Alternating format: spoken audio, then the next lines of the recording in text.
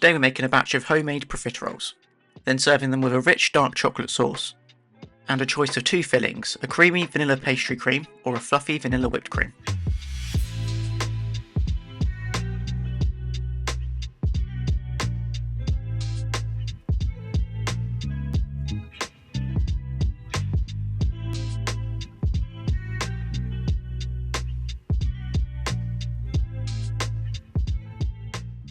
So to get started, we're going to make the choux pastry for the profiteroles. And the first job is to sift 120 grams of strong white bread flour into a bowl and then set it to one side. Next to a pan, we're going to add 85 grams of chopped unsalted butter, 70 grams of whole milk, 140 grams of water, 10 grams of caster sugar, and 3 grams of fine sea salt. Then we're going to set this over a low heat and cook, stirring frequently until the butter has melted.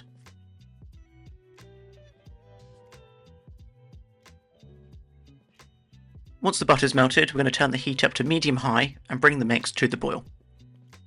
Then as soon as that's happened, we're going to take the pan off the heat, then add in the flour that we sifted a minute ago, all in one go. Then once the flour's been added in, we're going to use a wooden spoon to immediately stir the flour into the liquid until a rough dough forms. This should only take around 30 seconds to a minute.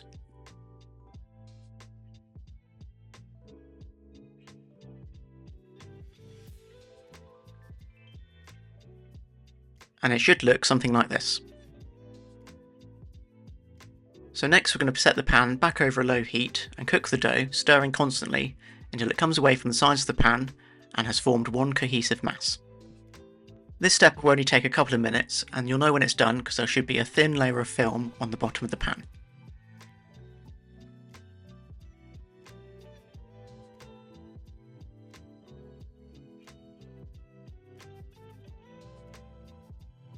Also, if you stick your wooden spoon into the dough, it should hold up.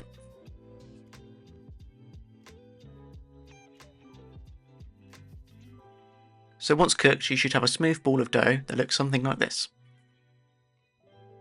So next we're going to transfer the dough to a bowl and let it cool until it's just slightly warm. If you press the dough into a thinner layer, it will cool quicker and more evenly. And if you take the temperature of the dough with a food probe, it should be around 55 degrees Celsius or 131 degrees Fahrenheit when it's cooled down enough. So whilst the dough's cooling, we're going to crack 3 large eggs into a bowl or jug and then lightly beat them together with a fork. At this point, you'll also need to preheat an oven to 210 degrees Celsius or 410 degrees Fahrenheit. And it's important that your oven's been preheated thoroughly. Once the dough's cool, we're going to transfer it into the bowl of a stand mixer.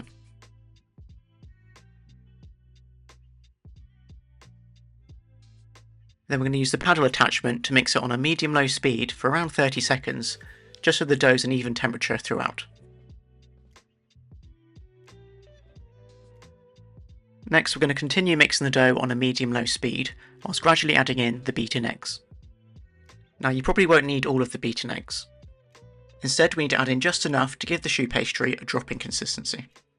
This is where you lift the paddle out of the choux pastry and the dough falls off the end slowly. I'll show you exactly what to look for in just a minute. It's also a good idea to scrape the bowl down regularly so you can check the consistency.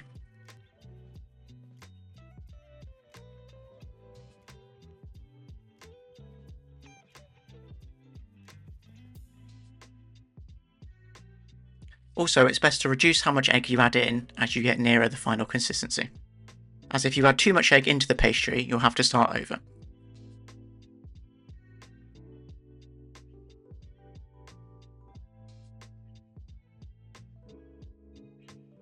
So once your pastry's had all the egg it needs, it will be shiny and glossy. And as you can see for this batch, I didn't quite use all of the eggs. The amount of egg you need will be slightly different every time you make choux pastry though. And this is the dropping consistency I was on about earlier. As you can see, when you lift the paddle out, the dough falls off slowly, and it should form a V shape on the end of the paddle. So now that our choux pastry is ready, we're going to transfer it into a piping bag. If you've got one, I'd recommend fitting your piping bag with a 1/2 inch piping nozzle. Don't worry if you haven't got one though, you can just cut the end of your piping bag off.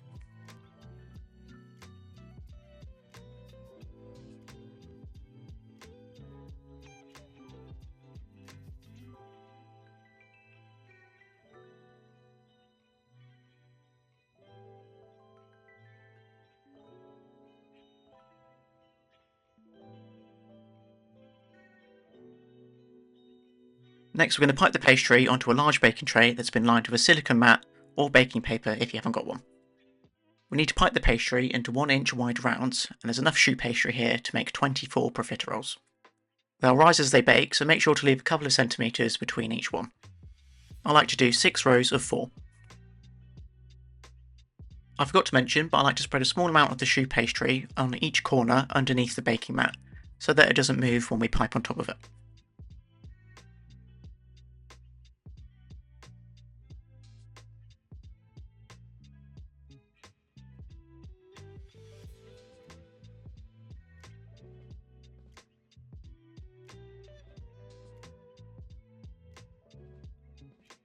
Next we're going to use a finger that's been dipped in cold water to gently press down the peak that's on top of each profiterole. This is to give the profiteroles a smooth, more uniform finish. If you've got any misshapen profiteroles like I did with that one, you can use your finger to reshape it.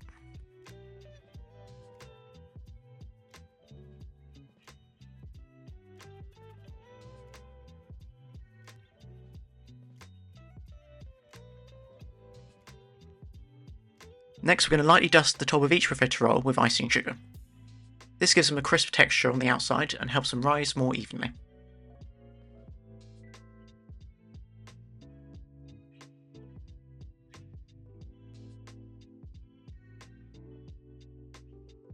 Then as soon as that's done, we're going to pop the profiteroles into the preheated oven.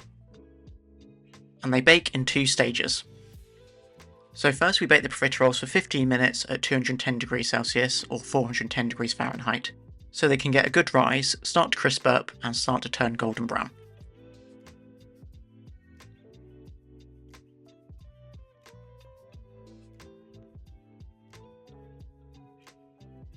Then without opening the oven door, we turn it down to 175 degrees Celsius or 375 degrees Fahrenheit and bake for another 20 to 25 minutes until the pastry is crisp and a deep golden brown.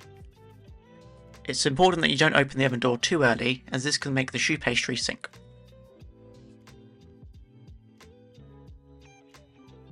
Next we're going to take the profiteroles out of the oven and use the tip of a small knife to poke a small hole in the bottom of each one. This just lets steam escape from the inside and means that they won't go soft or soggy. Try to cut the hole in the middle, as we'll be piping the filling in the middle later on. And if your profiteroles are stuck to the tray at all, just use a palette knife to lift them off gently. And once you've poked a hole in the bottom of each profiterole, place them back onto the baking tray so they're facing bottom side up.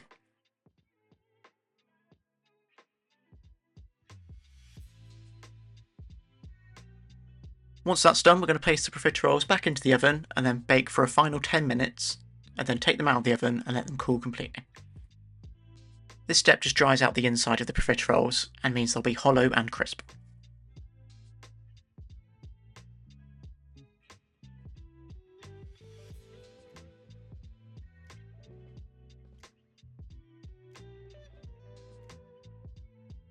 So we're looking for our profiteroles to be crisp and gold on the outside, and then if you break them open they should be hollow.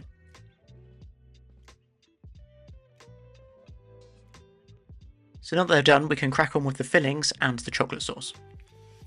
So I'm going to start by making a vanilla pastry cream. So here I've got 60 grams of caster sugar and I'm going to add half of it into a saucepan, along with 400 grams of whole milk and a pinch of sea salt. Then I'm going to take half a vanilla pod and scrape out the seeds and add both the pod and the seeds into the milk. Then we need to warm the milk over a low heat until it's steaming hot but not boiling. In the meantime, we're going to add 50 grams of egg yolks into a mixing bowl, along with 30 grams of cornflour and the rest of the sugar. Then we're going to whisk this by hand until combined and smooth. This will only take a minute or so.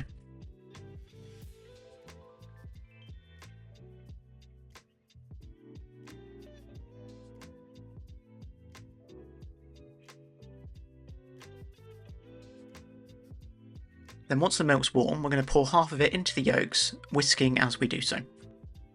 This is called tempering the yolks and helps stop them scrambling when we cook out the custard.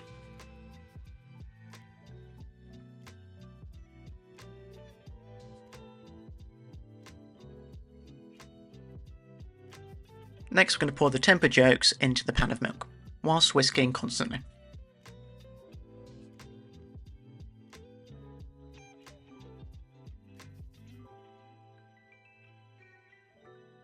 Now we need to cook the custard over a medium heat, whisking constantly until it's thick and just starting to boil.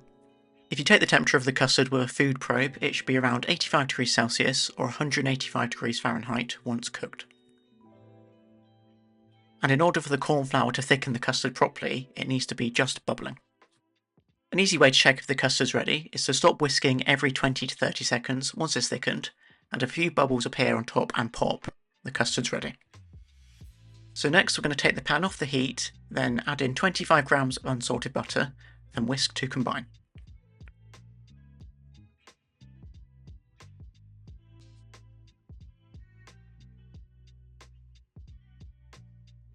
Then we're going to remove the vanilla pod and then pass the custard through a sieve into a bowl.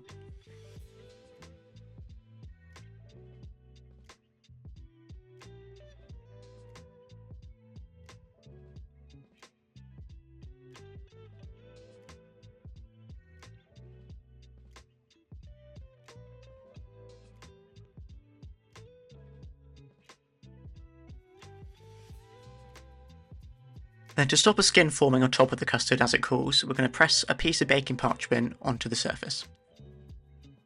Then we're going to let the custard cool slightly and then chill in the fridge until completely cold. This will take at least 2 hours. So I like to make the pastry cream before I make the profiteroles. Then just before using the pastry cream, we're going to take the parchment off the top, then give it a quick whisk either by hand or with an electric mixer until smooth and combined. This just gives the pastry cream a more pipeable consistency. You don't want to over whisk it though, and if there are a couple of tiny lumps you can pass it again through a sieve. So now we just need to transfer the pastry cream into a piping bag.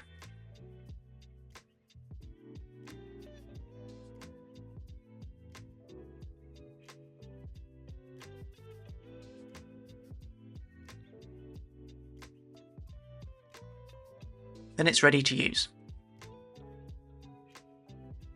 So then the other filling option is some vanilla whipped cream. So into a mixing bowl we're going to add 300 grams of double or heavy cream, 40 grams of icing sugar that's been sifted, and a teaspoon of vanilla paste.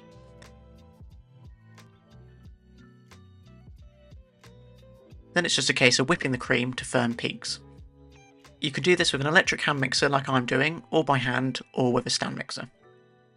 Just make sure not to over whip the cream.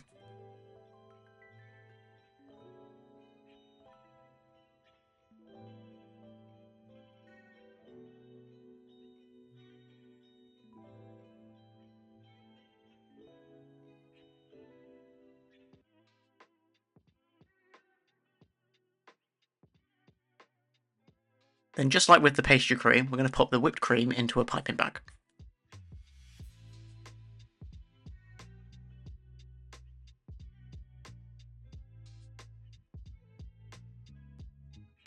Now we need to make the chocolate sauce.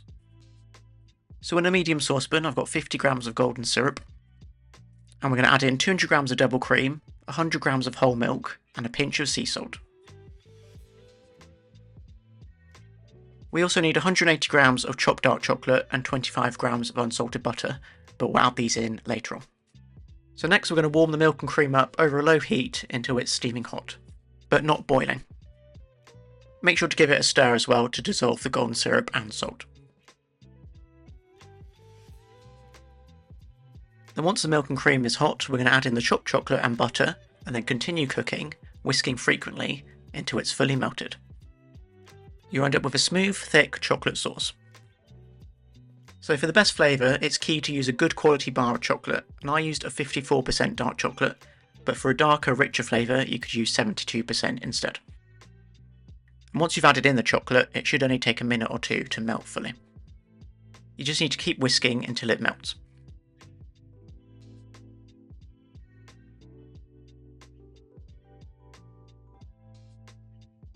So this sauce is designed to be served warm, so we're going to let it cool down ever so slightly whilst we fill the profiteroles.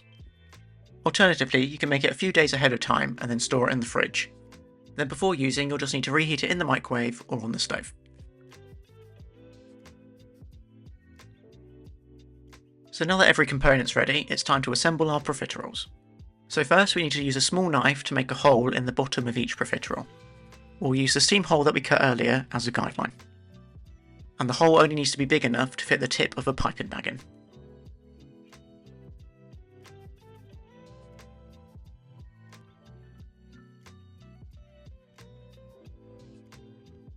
Then once that's done, we can pipe the filling in. Each of the filling recipe makes enough to fill 24 profiteroles, so you only need to use one. And to fill a profiterole, you just poke the end of the piping bag through the hole and then pipe a generous amount inside. Don't go crazy though, you don't want the filling to leak out or break the profiterole.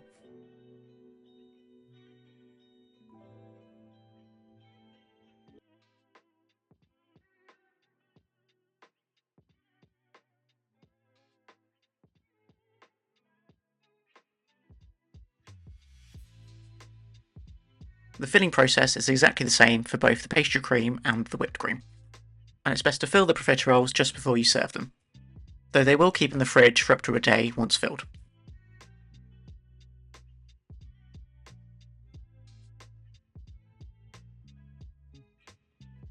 Then once they're all filled, we can plate the profiteroles up. Usually I tend to do around 4 or 5 profiteroles per person, but for this video I'm going to chuck them all in one bowl.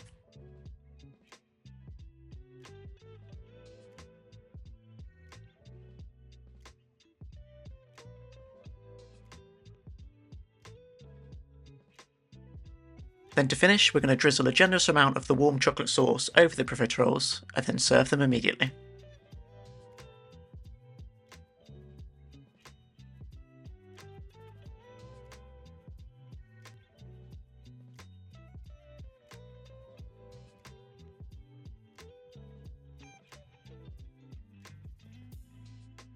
And that's how you make a batch of homemade profiteroles with 2 different fillings and a warm chocolate sauce. The ingredients can be found in the video description, and the full written recipe is on my blog, saltbuttersmoke.com.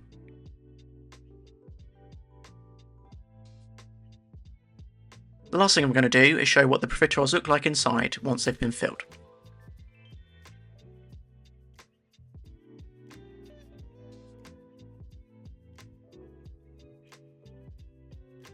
As I mentioned earlier, you want to be quite generous with the filling, but you don't want to add too much in.